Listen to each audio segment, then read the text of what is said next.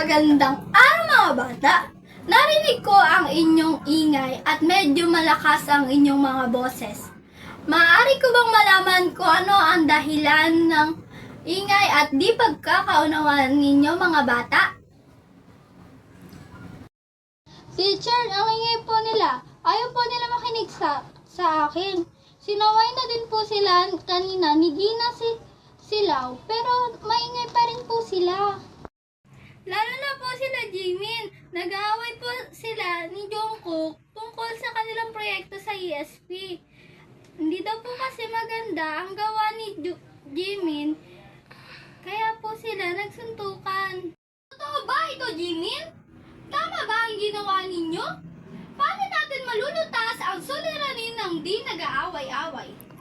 Teacher, dapat po hindi sila nagkaaway. Dapat pinag-uusapan nila ng mabuti at mahinahon kung ano mang suliranin meron sila.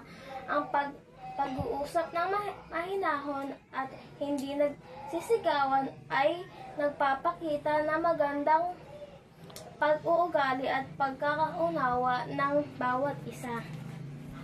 Tama ang sinabi niya na dapat ay tayo ay nag-uusap at hindi nag-aaway. Ano ang masasabi mo dito, Jimin? Go!